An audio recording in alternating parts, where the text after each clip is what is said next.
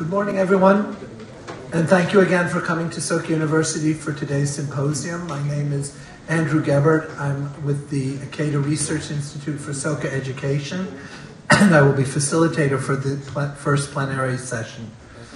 In this session, we will have two keynote speeches followed by a question and answer session. To begin, I would like to invite our first speaker, Professor Jim Garrison, to come to the podium. He will be delivering his keynote speech entitled Embodying Global Citizenship. Professor Garrison is Professor Emeritus of Philosophy of Education at Virginia Tech University and past president of the Philosophy of Education Society and the John Dewey Society. He is an internationally renowned scholar of John Dewey's philosophy, having published many books and research papers on education, philosophy, and other subjects. To date, he has held important posts in the American academic world, including President of the Society of Education, President of the South Atlantic Philosophy of Education Society, and President of the Virginia Educational Studies Association. In these and other capacities, he has made significant contributions to the promotion of academic research in the United States and globally. Professor Garrison and Soka University founder, President Mr. Ikeda, held a dialogue in August 2008 in Nagano Prefecture and have been in communication for many years. A book recording their dialogue, also with the participation of Larry Hickman, entitled Living as Learning, was published in 2014. In recognition of his great contributions to educational and cultural activities, the university awarded him the Soka University Award of Highest Honor in March 2009 and an honorary doctorate in March 2018. We are truly delighted and honored to welcome Professor Garrison again to Soka University for this first International Symposium on Global Citizen Education. Professor Garrison. Thank you.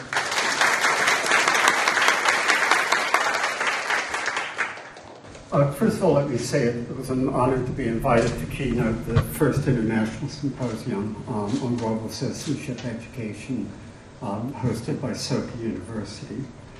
The title of my talk, which I think you'll find a bit unusual, not the title, but the talk, is Embodying Global Citizenship. All too often, I believe, educators forget that their students have a body. Indeed, do use the phrase body-mind to indicate that the body and the mind were ultimately one thing. I'm going to emphasize the embodiment component of the fact that the body and the mind is one thing.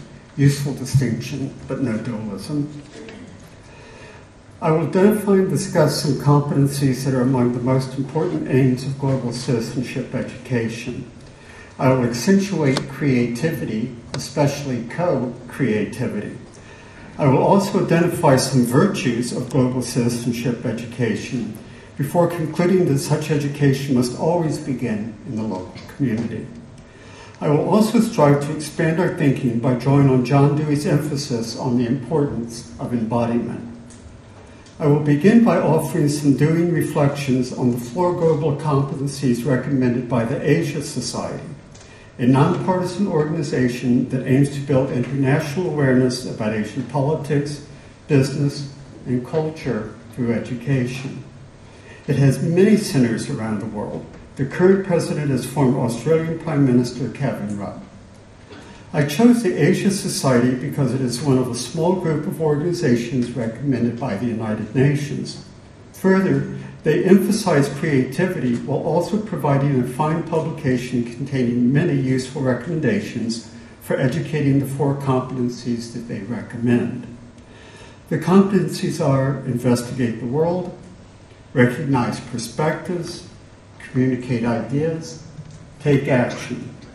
Take action will be addressed in the context of discussing the first 3. Educating for Global Competence is a publication of the Asia Society. I highly recommend it. According to them, global competence is the capacity and disposition to understand and act on issues of global significance. This is a good definition. Chapter 3 of Global Competence is titled Globally Competent Students Investigate the World.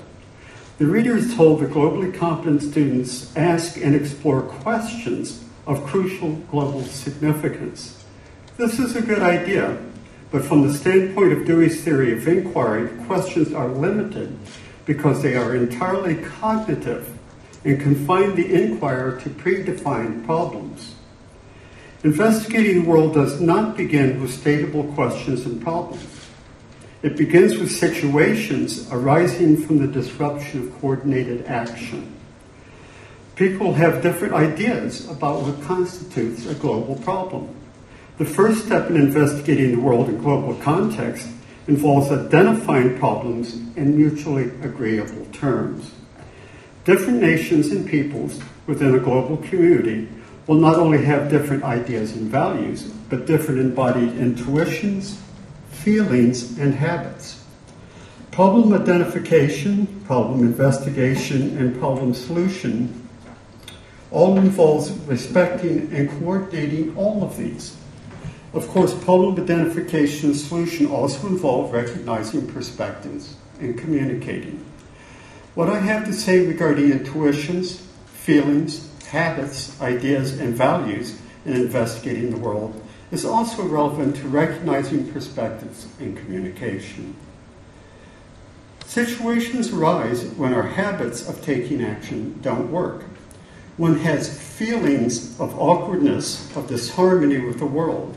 One feels something is wrong before they know something is wrong. The role of feelings in global education is very important, but too rarely recognized. There is an important embodied aspect to inquiry that includes not only feelings, but also innate impulses as well as intuitions. As Dewey remarks, quote, reflection and rational elaboration spring from and make explicit a prior intuition. Inquiry begins with intuitions and feelings about the non-cognitive quality of a given situation. In a given context, one has feelings of connection as well as disconnection. The philosopher William James, who greatly influenced Dewey, writes, we ought to say a feeling of and, a feeling of if, a feeling of but, and a feeling of by, quite as readily as we say we have a feeling of blue. For James, feelings are the germ and the starting point of cognition. They are the precognitive beginning of analysis. When investigating the world in global context, it is important to attend to the feelings of connection and disconnection as it is to ideas. Dewey remarks, we cannot grasp any idea until we have felt it and sensed it, as much so as if it was an odor or a color. If we are to investigate the world, we must have a feeling not only for our ideas, but for the ideas of others. For Dewey, embodied habits are an important function of inquiry. In his book, Logic, the Theory of Inquiry, Dewey affirms that every influential conclusion that is drawn involves a habit, in the organic sense of habit. Habits provide skilled know-how in contrast to linguistic knowing that. Dewey states, habits are the basis of organic learning. Habits organize and structure vague feelings into well-focused emotions. Habits are hard to change. Habits we cannot control us. Habits are embodied dispositions to act propelled by emotions. Global educators must not overlook the importance of their students forming good habits of many kinds, including, but not limited to, good habits of investigation.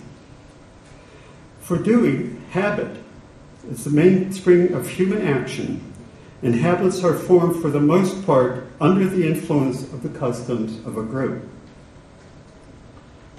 Culture has us before we have it. Once again, culture has us before we have it.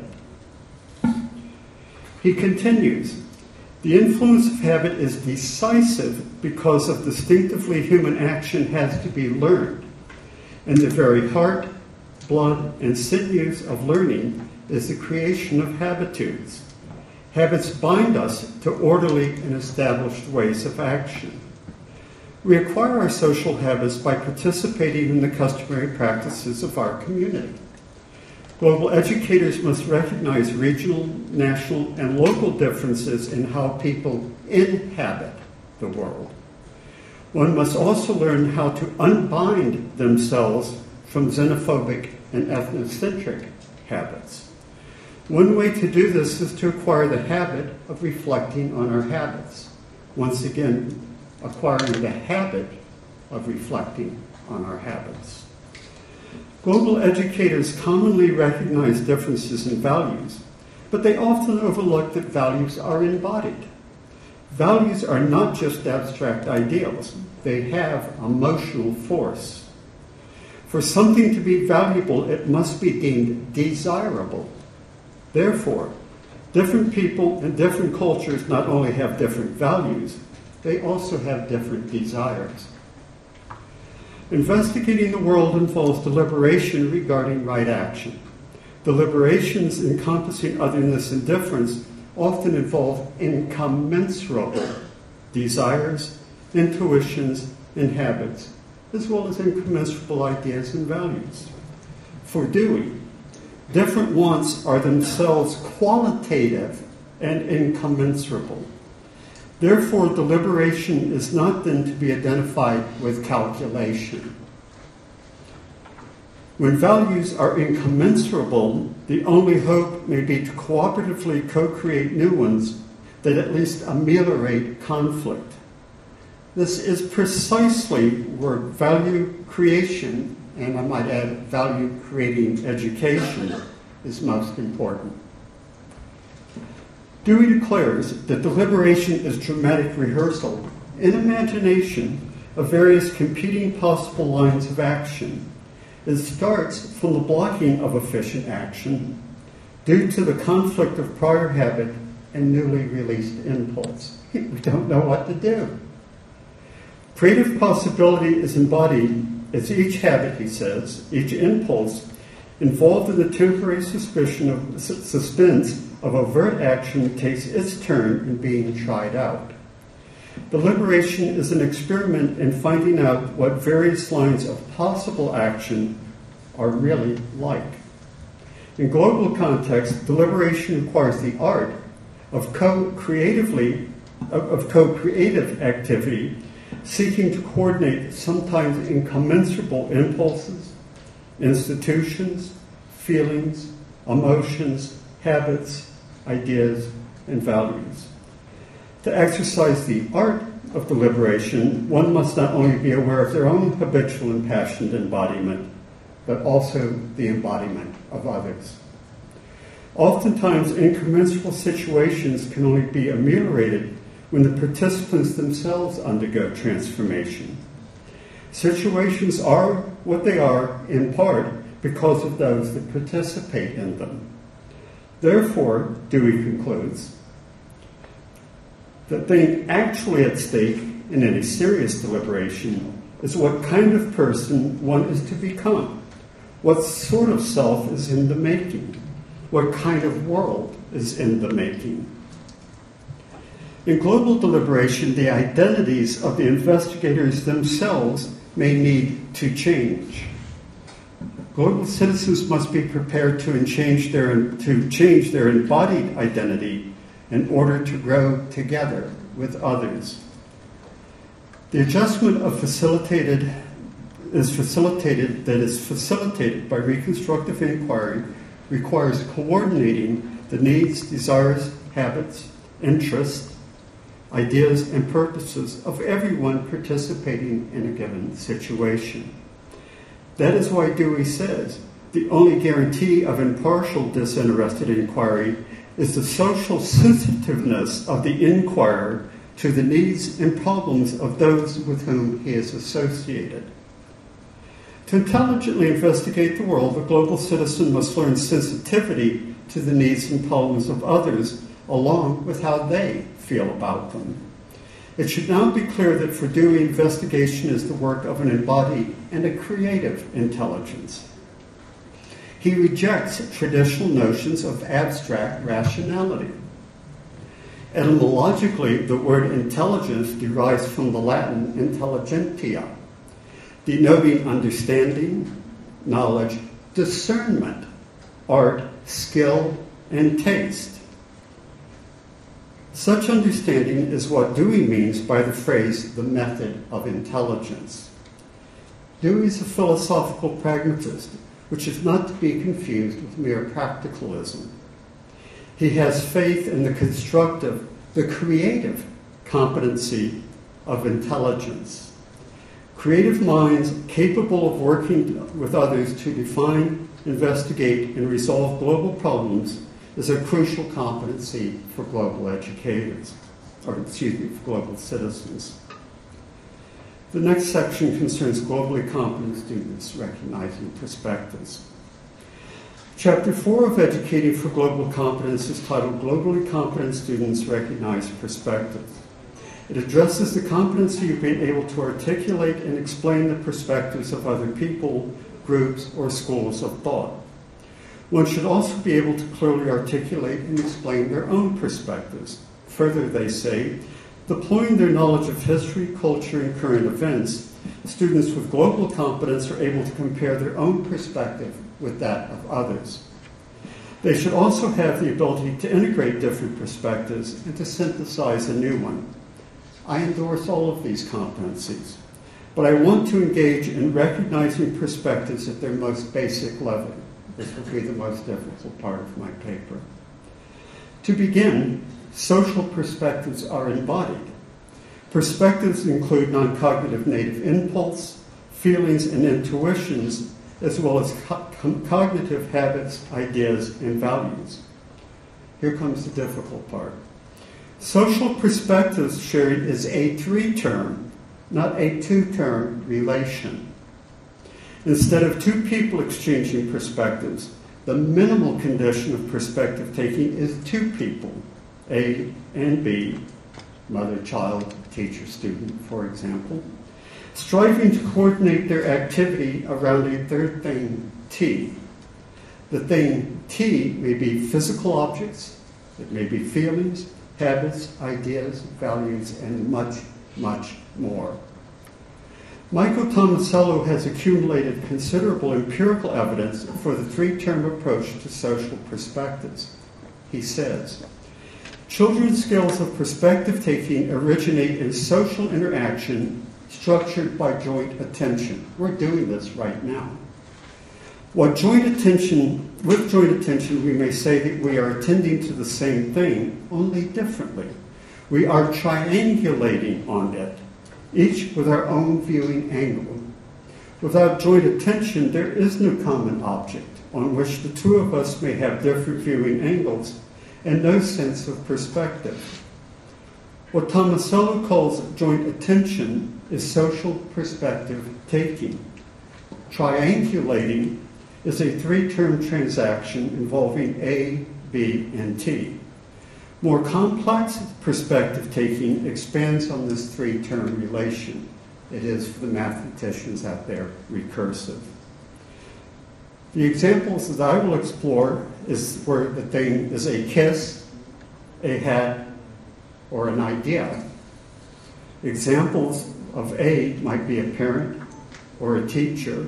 Examples of B might be a child or a student. However, human perspectives are much more than just different viewing angles. Human perspectives involve embodied feelings, needs, desires, selective attention, habits, meanings, knowings, valuings, ideas, personal history, and so much more than that. My favorite example is negotiating a romantic kiss. It is an embodied three-term activity. It is not particularly cognitive, and it requires not only being aware of one's own body, but that of another. I've got to say in life, sometimes the heaviest things are also the lightest things. One cannot say A and B are attending to the same thing until they come to agreement in action regarding that thing. Coming to agreement in action regarding a kiss is not always that easy, you may have noticed. Here's what is most important. As with inquiry, the identity of A, the identity of B, and the identity of T may be altered in the ongoing effort to coordinate joint activity. For example, maybe this is just me, but others seem to agree, it takes time to negotiate a kiss, and the meaning of even a single kiss may develop over time. For example, a kiss may lead A to marry B. Some marriages may create a family, then grandchildren, and many other things. Even the simple instances of joint coordination may have karmic consequences. In other words, what I'm saying is a kiss is a creative act. In fact, it's a co-creative act. It's just an example, but what we're talking about is really common and ordinary, and we do it all the time. Global citizens should understand that the embodied primordial origin of sharing perspectives, and how not only perspectives, but the perspectival thing itself may change over time. It will help them better coordinate their action in complex situations. Understanding the primordial coordination of perspectives also helps us understand the primordial acquisition of linguistic meanings and how meanings may change as perspectives change. Language is first learned by participating in the social practices in which individuals must be able to coordinate their perspective with that of others. In fact, it is the ability of human beings to acquire abstract symbolic meaning, that is language, that is the focus of Tomasello's research. Dewey provides an example of primordial learning in democracy and education. It involves a young child, B, learning to take the mother's perspective, A, in order to learn the meaning of the word hat. The mother A and the child B are co-constructing each other as they co-create the meaning of the thing T, hat. Those of you that are parents in the audience know this intuitively. You don't need a lecture on it. Now think about the difficulties of coordinating embodied perspectives to create shared meaning when in a global setting. While recognizing perspectives are important, it is not enough. Global citizens must be able to co-create and frequently recreate shared perspectives. This brings us to communication because fundamentally, communication is about creatively coordinating perspectives. Dewey affirms, of all affairs, communication is the most wonderful. This is so because when communication occurs, all natural events are subject to reconsideration and revision. They are readapted to meet the needs of conversation. Global citizens must be prepared for the changes communication brings. Such changes include intuitions, feeling, habits, and actions, not just ideas and values. Chapter 5 of Educating for Global Competence is titled, Globally Competent Students Communicate Ideas. True, but what we communicate includes far more than ideas. Recall that for Dewey, we cannot grasp an idea until we have felt it and sensed it. We communicate feelings along with ideas. Indeed, a great deal of communication involves non-linguistic expressive meanings, such as one finds in dance, music, sports, and such. We must be careful to avoid what Michael Reddy calls the conduit metaphor of communication, drawn from information processing. Too many assume it is like a cable that transports ideas from one person to another. However, we have seen that communication is actually about co-creatively exchanging embodied perspectives. Listening is an important part of communicative coordination. Language exists, Dewey writes in Art as Experience, only when it is listened to as well as spoken. The hearer is an indispensable partner. Here today, you, my audience, are also my indispensable partner. This language involves what logicians call a triadic relation. The external object, the product of art, is the connecting link between artist and audience. Even when the artist works in solitude, all three terms are present. This is the same three-term triangular relation discussed earlier. Communication is a co-creative art. This is especially the case in dialogues across difference, where communication often requires creating understanding, where otherwise comprehension cannot be found. However, the art of communication is much broader than just linguistic communication. Oftentimes, linguistic expressions of meaning can non-linguistic expressions of meaning can succeed in communicating when language fails. Actually, my favorite example is you can dance with people whose language you don't speak, and I've done it, and it's fun. Dewey remarks, it is by way of communication that art becomes the incomparable organ of instruction. Global citizenship education should emphasize artistically expressive ways of co-creatively communicating feelings and not just ideas. The authors of Educating for Global Competence astutely assert that global citizens should demonstrate a capacity to integrate a range of artistic modes of expression to convey their message. Dewey agrees and claims that, quote, art is the most effective mode of communication that exists. Anything in the world, no matter how individual in its own existence, is potentially common, but it is shared by means of works of art more than by any other means. Go dance with somebody.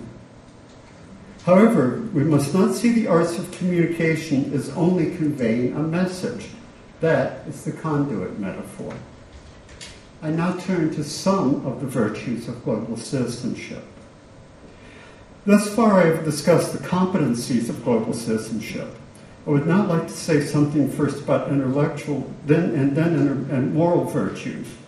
Dewey recommends 4 intellectual virtues. All 4 expand on our understanding not only of the competency of investigating the world, but also exchanging perspectives and communication. Like any virtue, intellectual or moral, all 4 can become emotionally driven, habitual dispositions for taking action.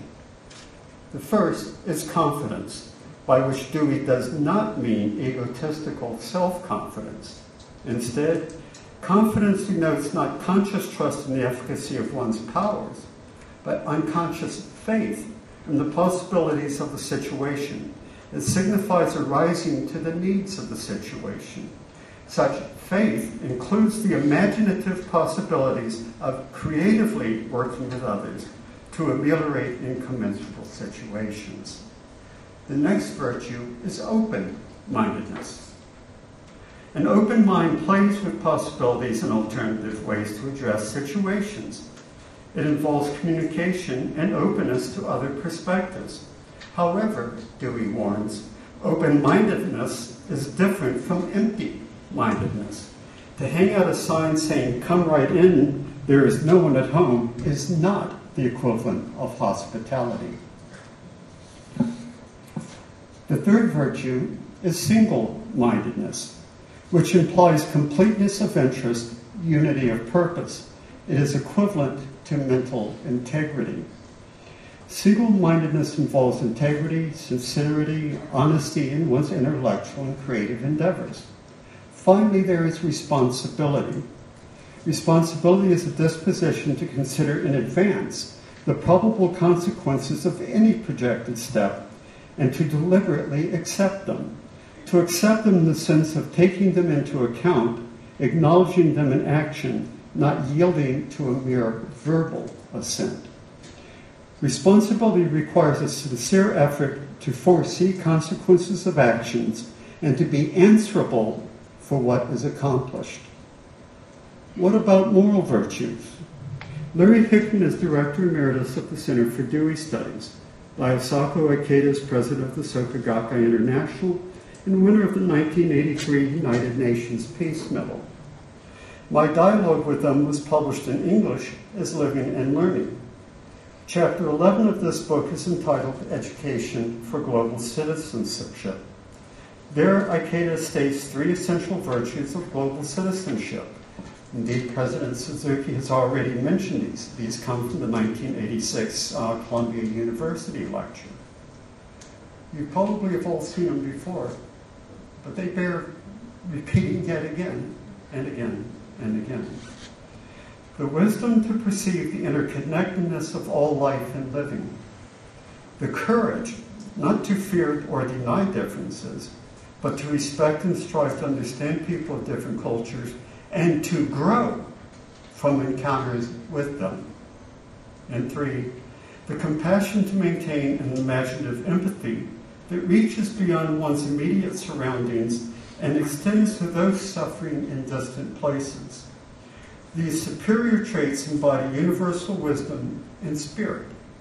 I propose their cultivation as one of education's major roles in the years to come. I entirely agree with President Ikeda, and I'd like to show you that so too would Dewey. For Dewey, all changes occur through interactions of conditions. What exists coexists.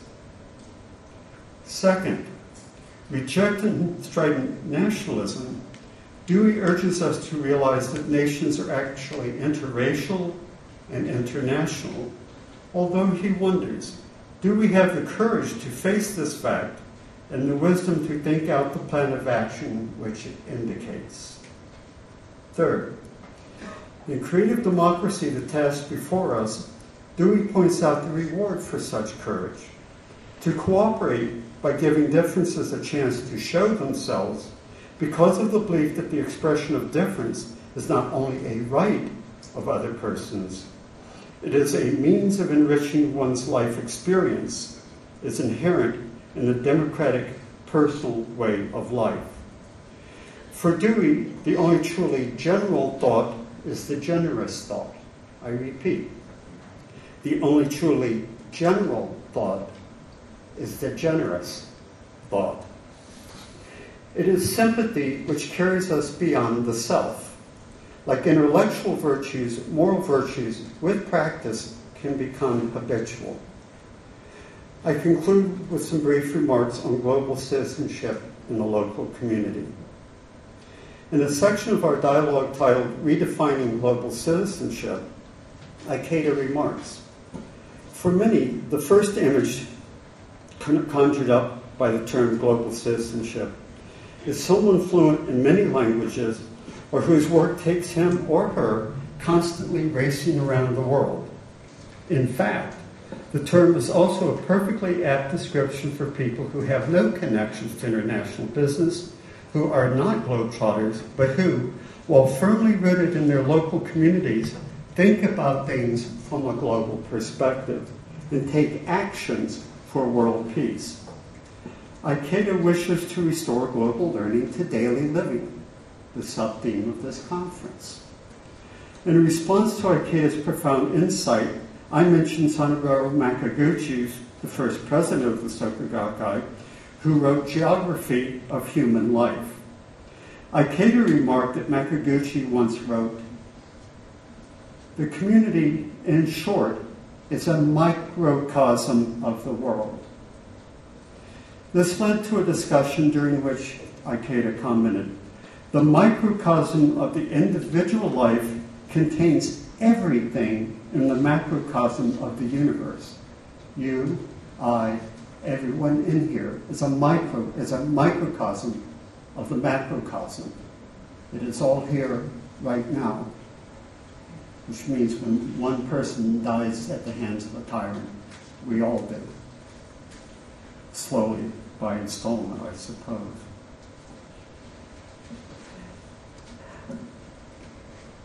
In a chapter of Democracy and Education titled The Significance of Geography and History, Dewey writes, "There is no limit to the meaning of which in action they come to possess.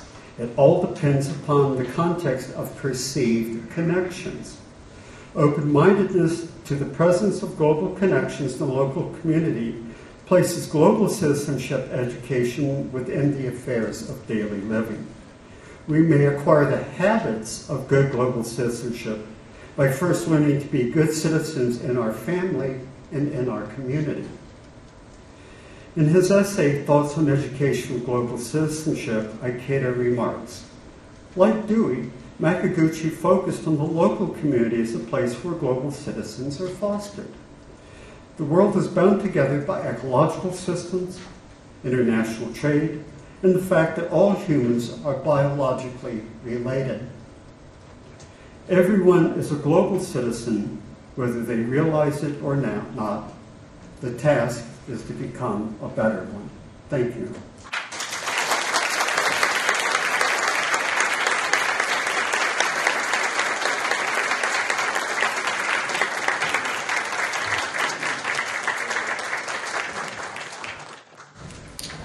Thank you very much, Professor Garrison, for that very thought-provoking presentation, which I think will stimulate a lot of questions and discussions later in our session today.